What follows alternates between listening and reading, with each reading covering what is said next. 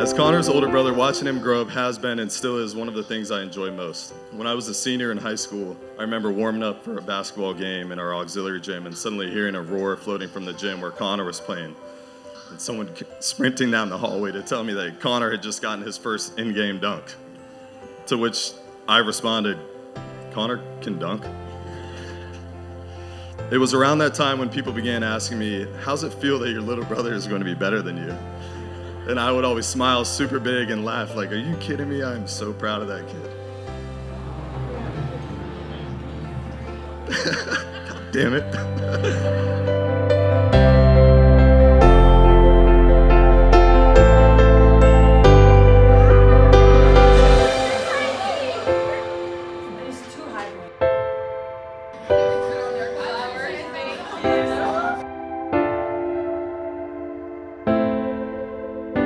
Addie, you're smart, you're loving, you're caring. It's been awesome to see you mature into the confident woman that you are. And like your sisters, I've learned a tremendous amount from you. Addie is the most determined person I've ever met, the most persistent person. And it doesn't matter if it's school, if it's athletic, if it's work, if it's life. She makes other people want to be better. She is my inspiration. She inspires me to do better and to work through all the challenges. As your sisters, these make us so proud. But what makes us even prouder is how you use your brain to help others. For those of you who don't know, Addie works to build codes and systems to transplant organs for donation as fast as possible. She also serves on the Sportable Board, which is a nonprofit board to help those participate in sports who are physically disabled. Addie, thank you for using your smarts in the humble, kind, and generous way that you do. Addie hates to lose, which I can relate to. But she hates to lose, and I would bet she's the only person in this tent, probably Virginia Beach, that got banned from playing Candyland and mini golf in the same week. Losing graciously is something that we worked on for a long, long time.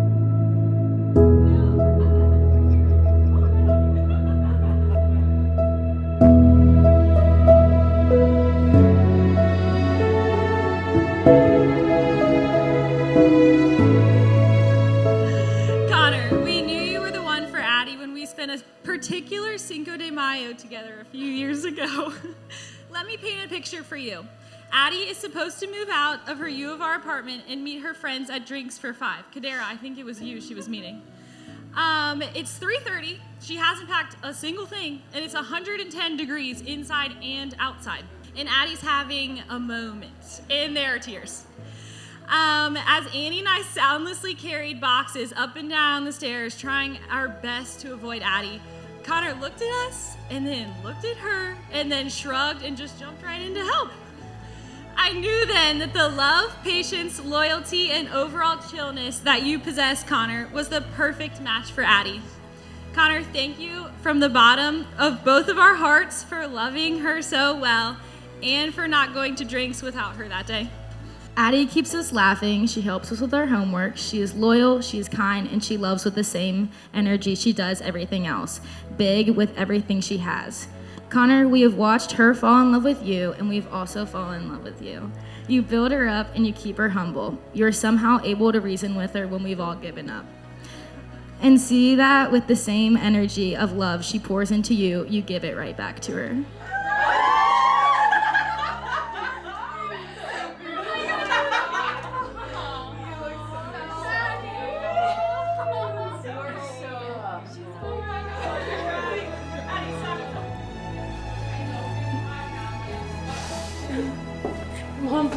How pretty. Do it. So beautiful. Thanks. Now we're all great. You look very handsome too. Have you had a good day? Mm-hmm. So, you look very beautiful. Thank you. Perfect. Who's ready to get married?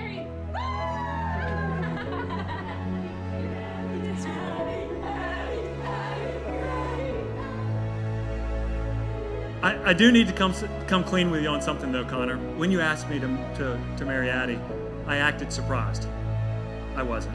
But here's why I wasn't. Connor sent me a text. It had 2 sentences in it. I saved them because I wanted to share them. The first sentence, again, this is in text. Any chance you would actually be able to meet for a quick lunch tomorrow or soon? First of all, I was a little suspicious because he's got this time boxing on it. In our household, Beth can't even get a lunch date with me for like 6 months out.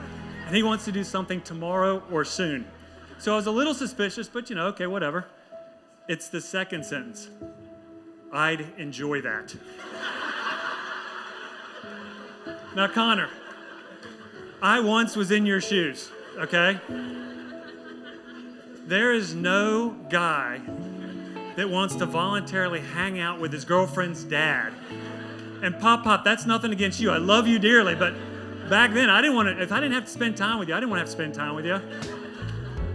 So I thought, okay, 1 of 2 things is going to happen. Connor had just gotten a job, and I told Beth, I said, well, you know what? It's going to be 1 or 2 things. 1, he just wants to take me out to lunch, talk about his job, see his work. Or 2, he wants to talk to me about Addie. So we set this lunch date up. For those of you from Richmond, we went to the U-Crops food hall. It's like a cafeteria. Right down from his work. We both get our trays. We get them full. We're going up to the line. Connor's in front of me. And I'm like, okay, is it door 1 or door 2? Connor steps up. He digs in his pocket, pulling out his wallet. I'm like, As I always do. Well, here, Connor, I got that. Okay. Puts his wallet right back in. Literally. It gives you that sheepish smile. Okay. So it ended up being door number 2. And let me tell you, Connor, Beth and I can't be more excited. I mean, we've seen how you love Addie. We've seen how you love your family. We've seen how you love our family. And so we're thrilled to have you officially a part of it. From the moment I met you, it was clear that you were someone special. Your bubbly personality and infectious laugh has always filled whatever room you're in with a warm happiness. Connor, you have truly found someone who brings out the best in you and someone who compliments you in every way. For that, I am truly grateful. Addie, you are one of the most beautiful, loving, and kind people I know. While this can sound cliche, I really mean it. It's hard to put into words how blessed I feel to be standing here celebrating your marriage with my older brother. Now starts the beautiful journey that awaits you both. A lifetime of memories, laughs, and love. Connor makes it so easy to be proud of him. Connor appreciates all things in life, big and small, and is one of Logan and I's personal favorites to call when we have something to share because of how genuinely excited he is for other people. He is someone who's been battle-tested and yet still finds a way to not take life too seriously. He's consistent, dependable, and finds a way to connect with people through empathy by being intentional and selfless. When I think of Connor, the Bible verse Proverbs chapter 17, verse 17 comes to mind. A friend loves at all times, and a brother is born for adversity. You've always been there for me. And you know your big brother has always got your back. Together, I know that you all have such a bright future, and I can't wait to watch you grow as a married couple. And I'm kind of tired of being the only one that's not an uncle. Just make sure you guys family plan a little bit better than Logan and I. Remain each other's biggest cheerleaders. Always celebrate the big things and never sweat the small things. Remember that your time is the greatest gift that you can give. And finally, if you think that you're perfect, there's only one thing that can cure you of this delusion. Get married. So thank God Connor is getting married. Cheers, guys. The first time I ever met Addie in person, she showed up to my house with chocolate-covered strawberries and some of the best pretzels like I've ever had.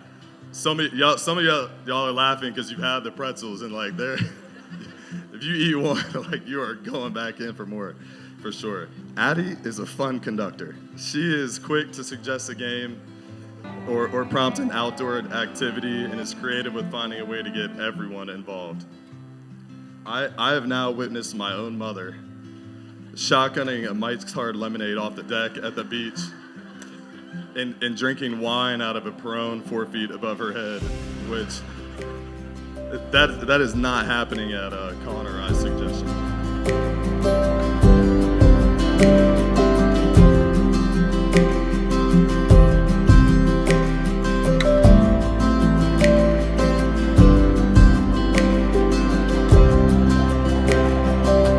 There is one choice that creates triumph or tragedy in a marriage, and that choice is the one to be welcoming to the other.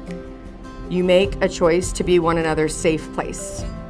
You make a choice again and again to be one another's greatest fan.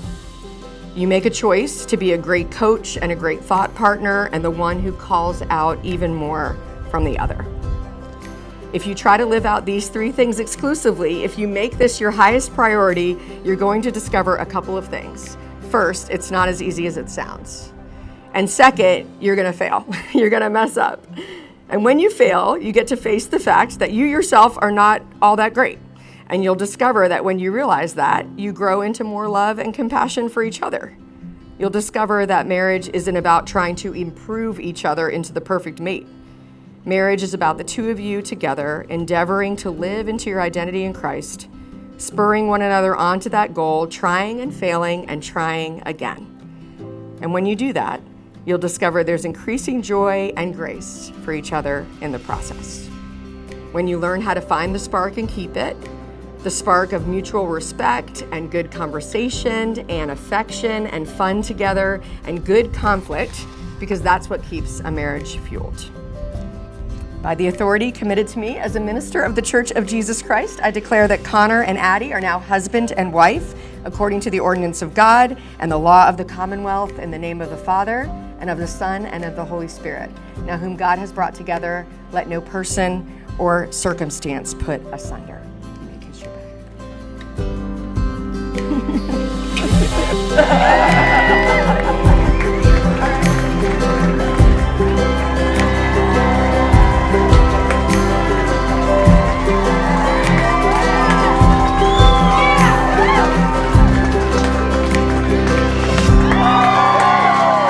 Got a lot of lessons left to learn, but I'm not even close. Through my inhibition, I've become quite sure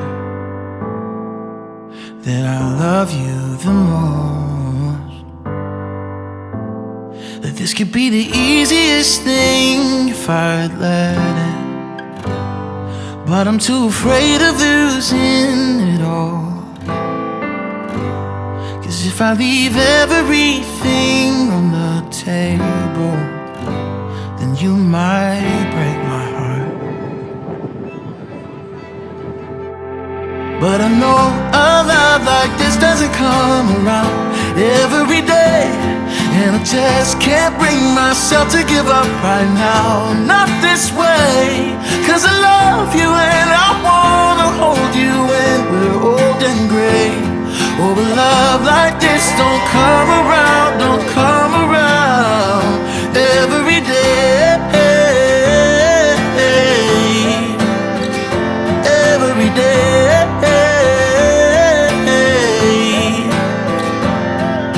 I've never been quite sure of myself or anyone else, but here I am with you. So I'll put my hesitations on the shelf, 'cause this is what I choose. This will be the easiest thing if I let it, and I can't be too afraid to fall. So I'm leaving everything on the table. You can have my heart. Oh, I know a love like this doesn't come around every day, and I just can't bring myself to give up right now. Not this way, 'cause I love you and I wanna hold you when we're old and gray. Oh, but love like this don't come around every day. Every day.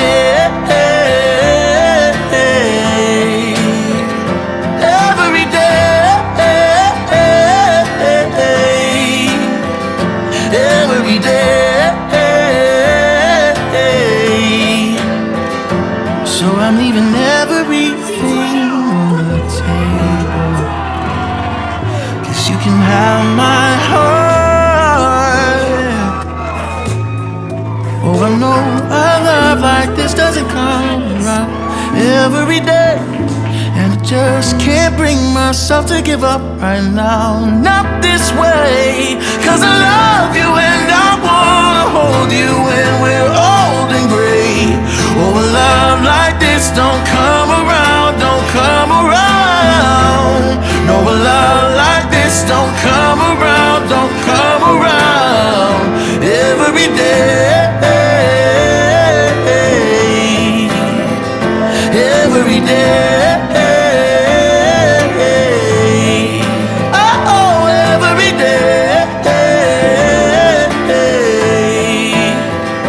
Every day.